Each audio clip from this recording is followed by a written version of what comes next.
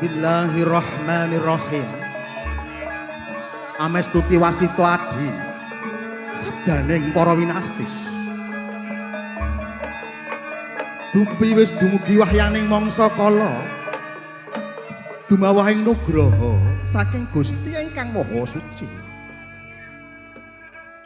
Mengkono ta wau ingkang hampengku gati inggih Bapa Suratmin Ibu Bibit Lestari. Ingkang pidalem wonten ing Dukuh Senggot RT 13 Kelurahan Singopadu Kecamatan Sidoarjo Kabupaten Sragen Asri. Sigra jumangkah hanetepi darmaning agesang wigati amberat sakataing durgama der katemben anggenira miwaha suta mahrigya siwi kanthi sarana hambukak kawah.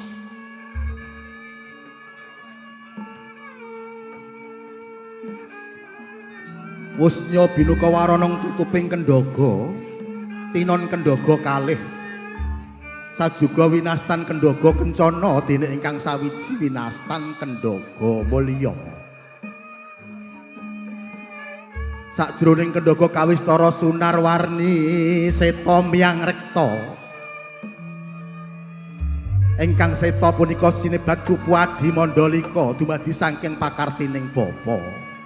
Dening ingkang rekta sinebat cupu manik astagina dumadi saking pakartining biyung. Kacarita duk kalaning Bapa Suratming murwen resmi ing garwa. Amarengi tumurunipun wahyu sejati inggih nugraha saking Gusti ingkang Maha Suci. Pama kang awarna seta manunggal kang awarna rekta nulya Ibu Bibit Lestari kepareng Hanggar Bini. Antuk sacandra denira Hanggar Bini ponang dat mulya ngambah alam eka kamandanu. Dwi Candra dumugi alam Dwi Panunggal.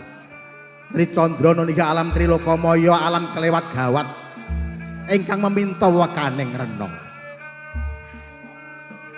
Tulus Lestari giya ngambah alam catur Hangga Jati. Ulagang ing Gua Garba dinayan ing sarining Pratiwi. Bahni banyu miwah bayu jangkep catur Candra pinaringan gana bau. Panca Candra ngancik alam Pancayitma Jati. Sat Candra wis pinaringan sifat jangkep mungguhe sat loka jati. Sapta kawasa jati yaiku alaming ponang jabang kang wis Sapta Candra. Wis ginaduan Pancandriya mula kalamun mesat saking Gua Garbaning Rena sampun bangkit Waluya Jati Jati Temah Waluya. Agawis pikantuk pangayomanipun Gusti ingkang Maha Welas saha Maha Asih. Samudayanipun rahayu wilujeng ngantos dumugi Nawa Candra sedasa ari utawi 9 wulan sedasa dinten. Jabang bayi lahir cenger.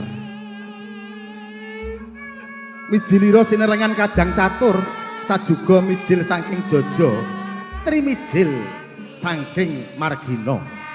Kakang kawah rahmuka miwah adi ari-ari. Jabang ambabar putri jangkep sepeken dening Rama ibunipun dipun paringi tetenger Rara Ayu Nursita Dwi Jayanti. Sang putri dipun gulawentah kanthi taliti dening Rama ibunipun hingga kenya dewasa dados putri ingkang ayu sulistya hanggung gambira saras jiwa lan raga. Hamarengi hari pinilih Surya pinanci wulan miwah warsa ingkang sampun winantu nuninggih wonten ing dinten Ahad Legi Surya 8 wulan Juli warsa 2000 langkung. Rara Ayu Nursita Dwi Jayanti kadhaupaken kaliyan Bagus Pratu Aswini Kumar Atmaja kakung saking panjenenganipun Bapak Kayat Nur Zaidin Ibu Jamiah ingkang pidalem saking Dukuh Gares RT kalih RW Sekawan Kelurahan Kendung Kecamatan Kedung Adem Kabupaten Bojonegoro Jawi Wetan.